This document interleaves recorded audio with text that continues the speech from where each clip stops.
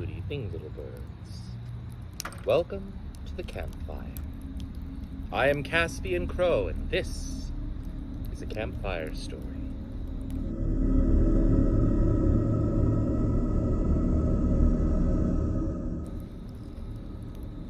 Once upon a time, there was a man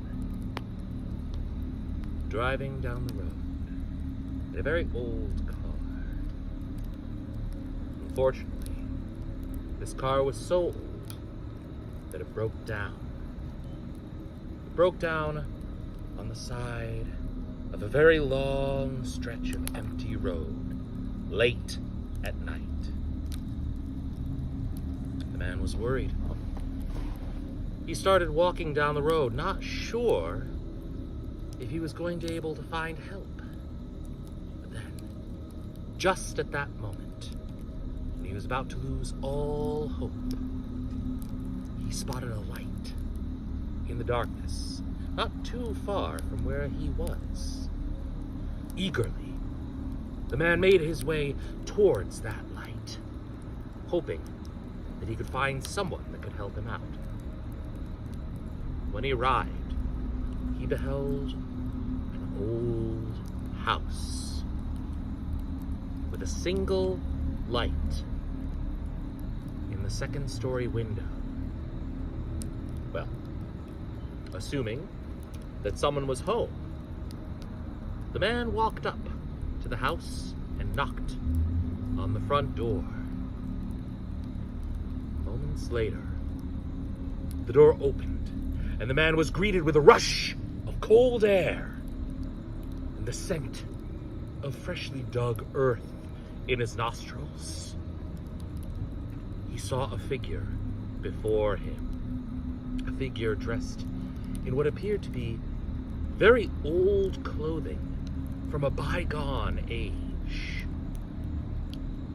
And this man was levitating 6 inches from the ground.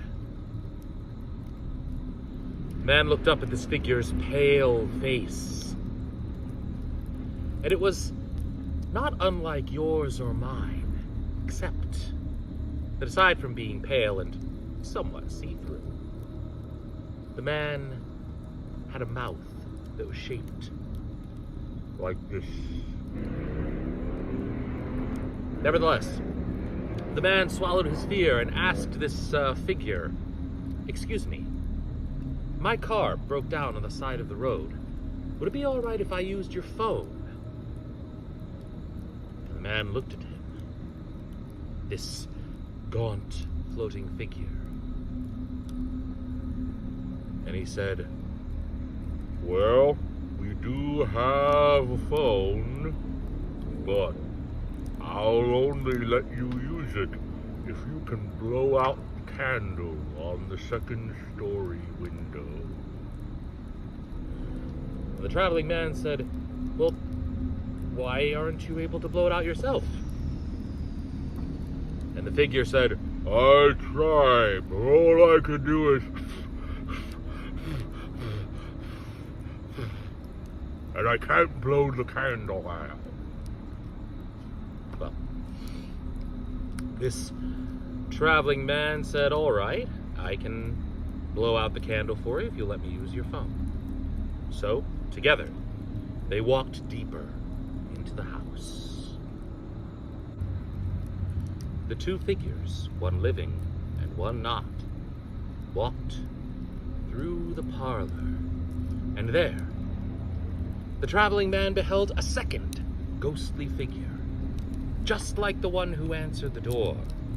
This one was gaunt and pale, a little bit see-through, and floating 6 inches from the ground.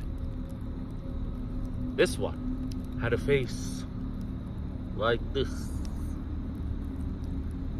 The traveling man asked, "Excuse me, we were just about to go upstairs.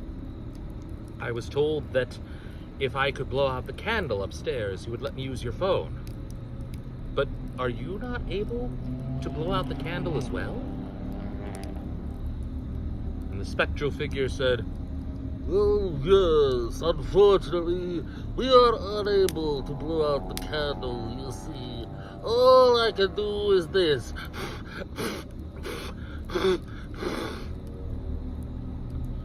And an answer.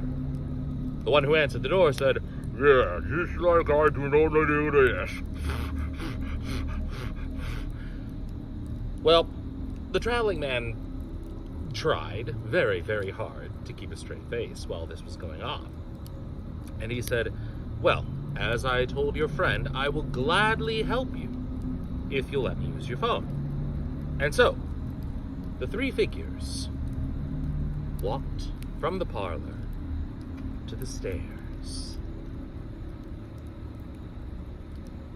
And these three figures, one living and two not, headed slowly up the stairs.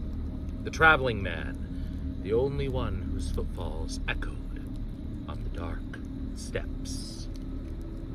They entered a small room on the second story. The traveling man knew that this was where that candle was, the source of that light. He opened the door, and inside there was a third spectral figure.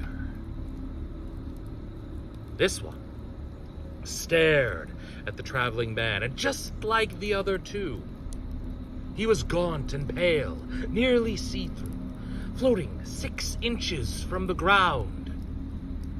And his face, well, his face would have been unremarkable, except that when he opened his mouth to speak, it was easy for the traveling man to hear that his lips couldn't work right, because when he spoke, he asked, What are you doing here? Are you the one who helped us blow up the candle? and the man took a moment to process what he was hearing, and he said, yes, I was told that I could use your phone. My car broke down on the side of the road, and I was told that I could use your phone if I could blow out this candle for you. Are you also unable to blow out this candle by yourself? And this new specter looked at him and said, and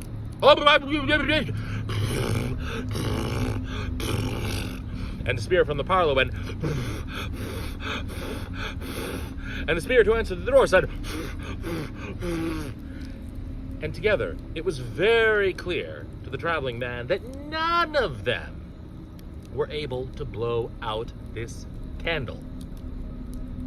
And he said, all right, I can help you all if you will just please let me use your phone. And the spirits all by this point were overcome with excitement and motion. All they could do is keep on blowing.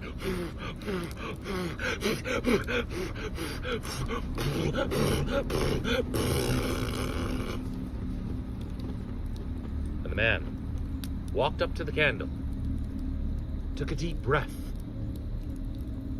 and went,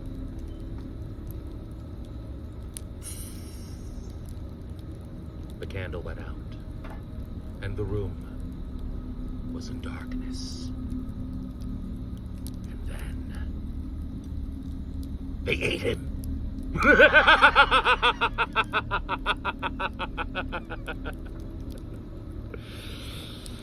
Oh, thank you for joining me at the campfire this evening, little birds. I'm Caspian Crow, and I bid you good nightmares.